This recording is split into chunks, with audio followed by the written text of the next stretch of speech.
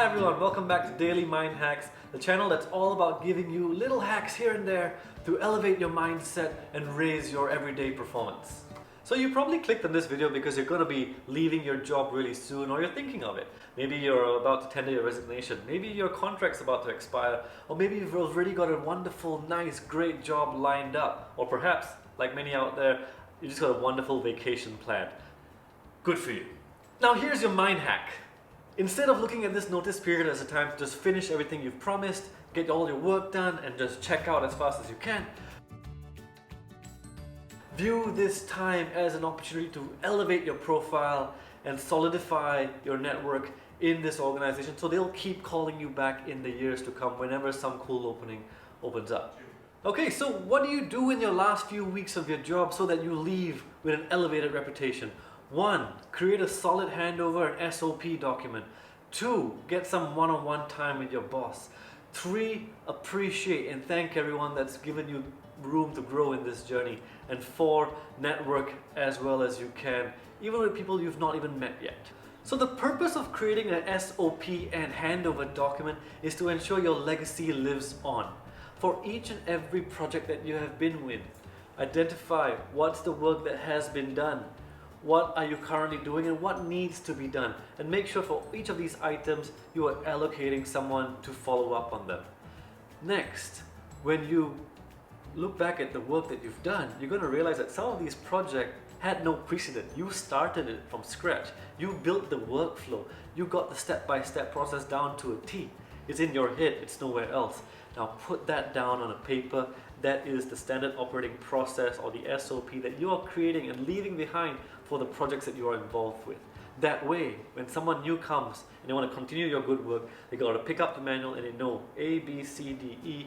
That's what I got to do to be successful, and that's thanks to you. 2, by having a chat with your boss about how to make sure your projects live on, you are showing him or her that you care about his long-term success or her long-term success. You are someone that can be counted on, and that's going to really raise your goodwill in his or her eyes. Next time ever the opportunity to work together comes again, your standing is high. And by creating a solid handover document, a nice SOP, you are building the system for future success of your projects. When you take this to your boss and have a nice one-on-one chat with him or her, what you're doing is 2 things. You're saying, boss, this is all the amazing work I've done. Now, your boss will probably know the results, the impact you've had, but they wouldn't have actually realized the step-by-steps that you had to take, all the effort you had to put in to make it a success. Doggy, you just interrupted my video. Okay, so moving on from all the formal work, now the next step is around building the relationship. So step 3 is thanking people. Everyone and anyone that played a part in your success, anyone that played a part in your growth, make sure you thank them. Now you can take your team out for a coffee, or you can ask individually people to meet you for lunch and whatnot, where you can physically thank them, or you can prepare simple thank you cards or a little gift like like a keychain or anything of that sort that would leave you in the mind and remembered every time that person sees that item. I've got a whole stack of little things on my desk that came from ex-colleagues, and I'm always trying to keep them there because I actually want to cherish those relationships. Okay, so the final thing to do as you leave this business is to network. Whatever time you have, whatever spare time, meet people, get their advice. What they've been there, done that. What can you do next? What should you do next? Get their advice. 2, get their feedback. They've seen you operate, they've seen you walk the halls. Where have you been effective? What can you do better going forward? This advice and this feedback is going to be really good for you as you build your career and move on to your next firm.